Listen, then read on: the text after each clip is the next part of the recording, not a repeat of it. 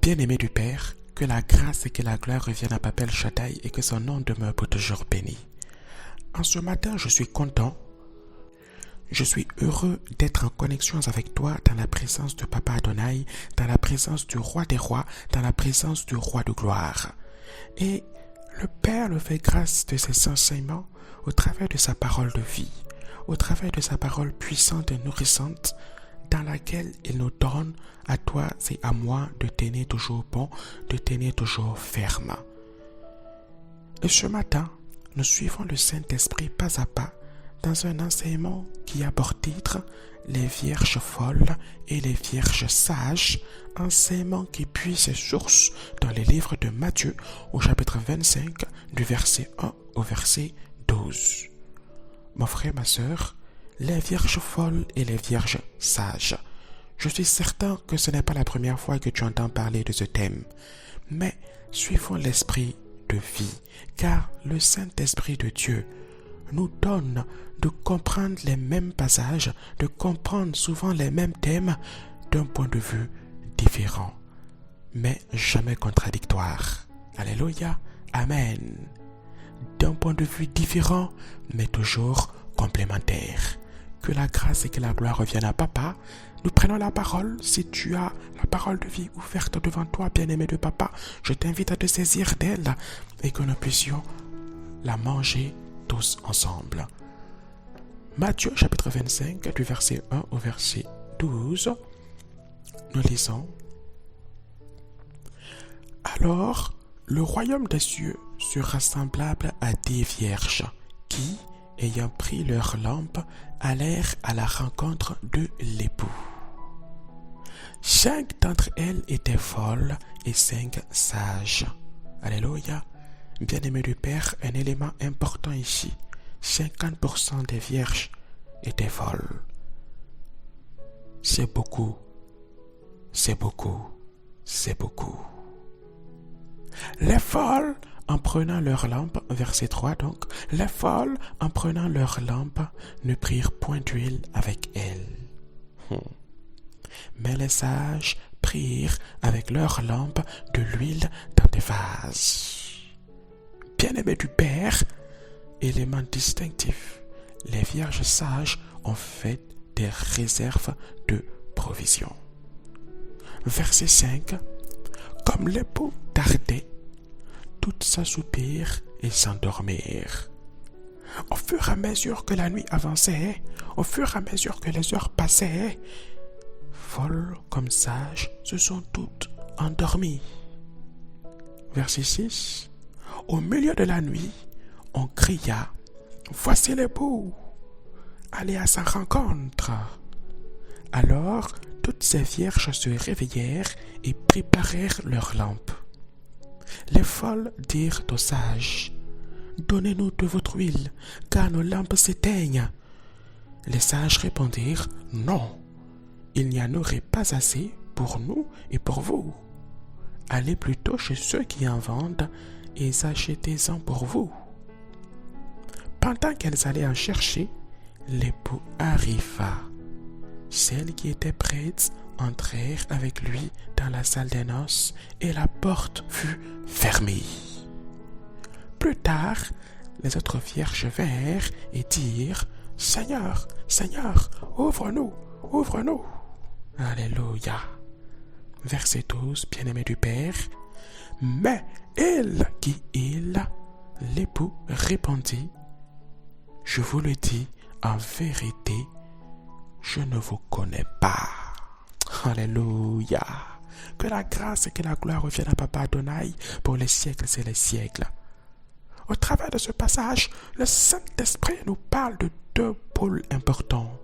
Le pôle des vierges, qui constitue les épouses, qui constitue aujourd'hui dans ce 21e siècle et même bien avant, l'Église de Christ, et du second pôle constitué de l'époux, qui est le Seigneur Jésus-Christ lui-même. Dans cet enseignement important, le Saint-Esprit te pose et me pose la question suivante. Pourquoi est-ce que les vierges folles se sont absentées? La réponse paraît évidente. Elles ont manqué d'huile. Mais quelle était l'importance si capitale d'une simple huile qui puisse les amener à manquer les noces?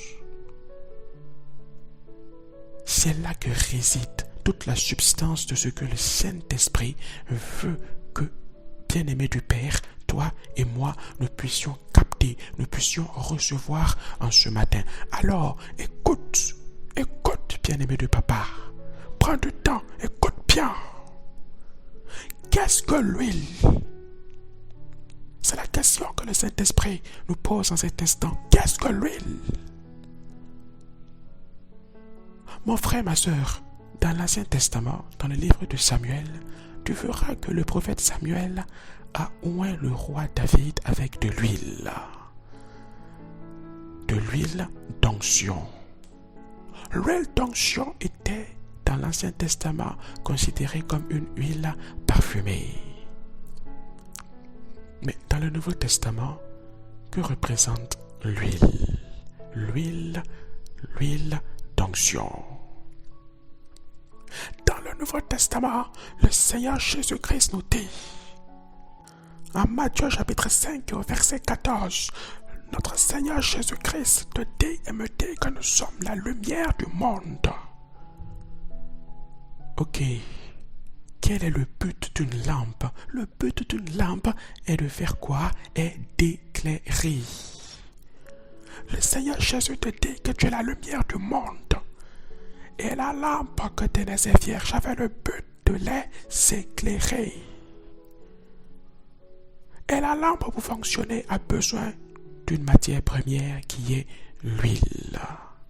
De la même manière que toi, bien-aimé du Père, qui constitue aujourd'hui la lumière du monde en Christ, tu as besoin d'une certaine huile pour également rayonner. Et cette huile qui était dans ces lampes que les vierges tenaient, cette même huile-là coule en toi aujourd'hui. Et cette huile qui coule en toi aujourd'hui est appelée Paraklétos, qui signifie en grec le consolateur, c'est-à-dire le Saint-Esprit. Vous recevrez le consolateur, a dit le Seigneur Jésus-Christ. Est-ce que tu arrives à faire le parallèle, bien-aimé du Père, entre les différents passages de la parole de Papa?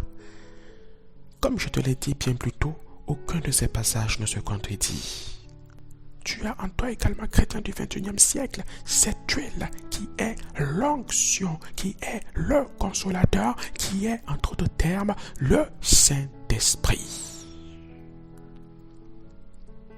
Il est donc important, il est donc capital, chrétien du XXIe siècle, que nous prenions l'exemple des vierges sages en faisant des provisions d'onction, en faisant des provisions d'huile, en faisant toujours des provisions de relations importantes avec le Saint-Esprit. Mais que signifie ici faire des provisions d'huile? Comment faire des provisions d'huile? La question est simple. La problématique est simple. Si tu n'as pas d'huile, tu vas manquer les noces. Si tu n'as pas d'huile, quand la nuit arrivera à l'heure la plus tardive et que l'époux sera présent, tu manqueras les noces.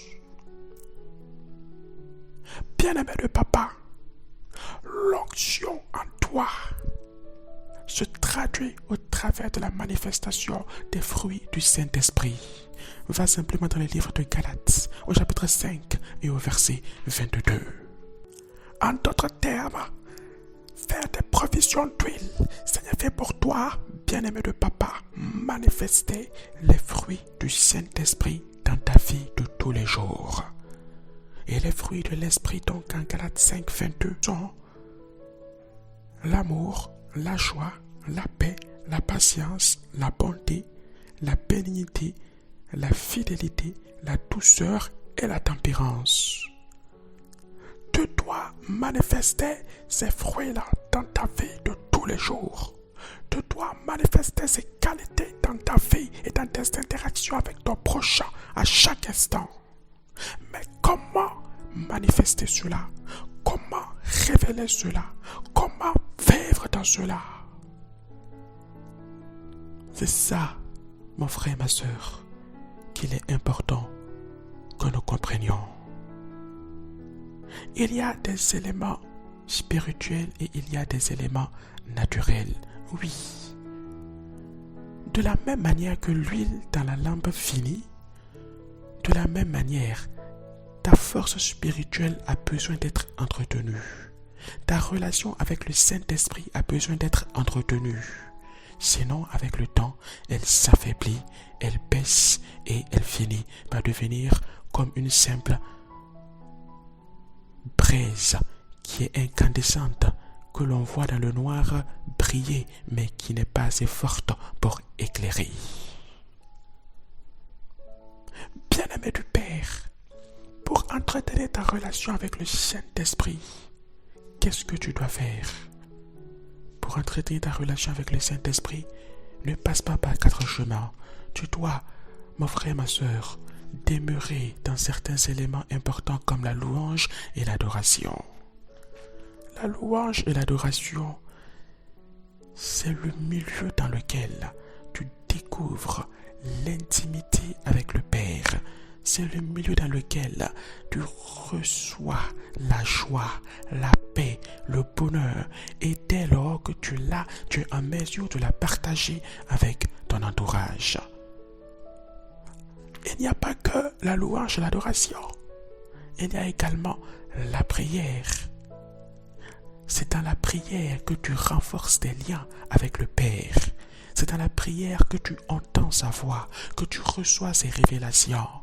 Prière, ça ne veut pas forcément dire parler, mais simplement prendre le temps de t'asseoir et d'écouter en silence le Père, te permettre d'entendre sa volonté pour toi, de recevoir sa vision pour toi et de savoir dans quelle direction avancer. Et à cela, mon frère, ma sœur, il y a également la communion fraternelle. Il est bien de prier, il est bien de vivre dans la louange, dans l'adoration, mais il est aussi important de communier avec ses frères et ses sœurs, de prendre des nouvelles réciproques de tes frères et de tes sœurs, de prier pour eux, d'intercéder également pour eux et de les encourager dans la foi et dans la marche chrétienne. Et enfin, bien-aimé du Père, un autre élément extrêmement important qui vient nourrir l'onction en toi, c'est-à-dire ta relation intime avec l'Esprit Saint, c'est la méditation de la parole. Il est important que tu demeures dans la méditation. Tu ne dois pas méditer la parole une fois en passant, non. Mais tu dois la méditer régulièrement. Pas un jour ne doit passer sans que tu ne la médites. Alléluia. Amen. Il y a donc des éléments spirituels et des éléments naturels. Oui, de la même manière que l'huile dans la lampe finit au fur et à mesure que la flamme de la lampe brûle, de la même manière, ta relation donc avec le Saint-Esprit s'amenuise si tu n'en prends pas soin. Écoute, tu vois, bien-aimé du Père, le soleil se lever et le soleil se coucher. Il y a un commencement au jour et une fin au jour. Tu vois, bien-aimé du Père, une année commencer et une année se terminer. Parce que la terre tourne autour du soleil, comme tu le sais, pendant 365 jours à peu près. Tu vois les saisons que se succèdent les unes aux autres. La saison chaude, par exemple, qui cède sa place à la saison froide, puis à nouveau la saison froide qui cède sa place de nouveau à la saison chaude, et ainsi de suite. De la même manière, l'onction est comme une batterie. Ta relation avec le Saint-Esprit a besoin d'être rechargée.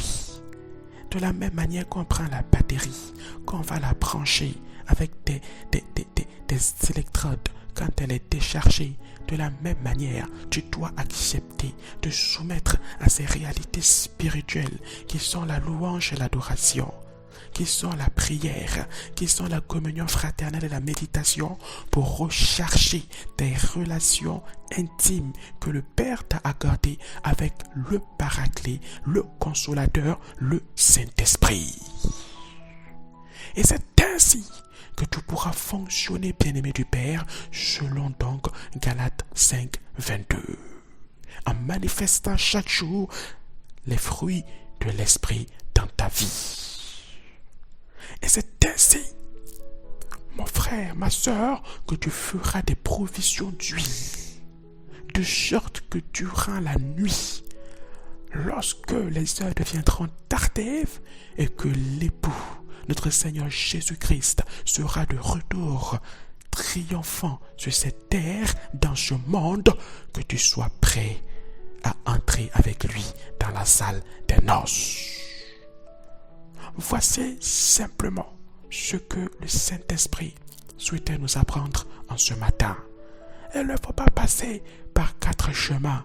Il ne faut pas aller par-ci ou par-là. Non. Il n'y a qu'un seul chemin. C'est notre Seigneur Jésus-Christ. Alors, bien-aimés du Père, accrochons-nous à lui, restons connectés à lui. Chaque jour, manifestons les fruits de l'Esprit. Prenons exemple sur les vierges sages. Chaque jour, faisons des provisions d'huile, faisons des provisions d'onction. Entretenons notre relation avec le Saint-Esprit. Parce que le Père nous a dit, au travers de son Fils Jésus-Christ notre Seigneur, que nous sommes la lumière du monde. Et c'est pourquoi notre Seigneur Jésus-Christ nous a également dit qu'il enverrait le Consolateur habiter en nous, car le Consolateur vient en nous donner les capacités et la force de marcher suivant les bons désirs et la bonne volonté du Père. La relation que nous avons avec le Consolateur est importante. Elle est semblable à cette huile dans les lampes que tenaient ces vierges sages qui les permettaient d'attendre le retour de l'époux. Il est donc capital que toi et moi, nous prenions soin de notre intimité avec le Saint-Esprit, que nous prenons soin de nos relations avec lui, afin que nous ayons toujours donc de l'huile dans nos lampes, que nous continuions toujours à rester allumés jusqu'à ce que notre Seigneur Jésus-Christ vienne au cours de cette longue nuit pour nous permettre d'entrer dans la salle des noces avec lui. Que la grâce et que la gloire reviennent à Papa El Shaddai, que son nom demeure pour toujours béni et que tout en nous soit et demeure pour toujours connecté à lui. Que le Père te bénisse, bien-aimé de Papa, que le Père te fortifie toujours, que sa grâce et que sa gloire rayonnent toujours dans ta vie et que tout en nous lui donne éternellement gloire. Béni soit le Père et béni sois-tu, bien-aimé de Papa, aujourd'hui et pour toujours, au nom de Jésus-Christ de Nazareth seul. Amen.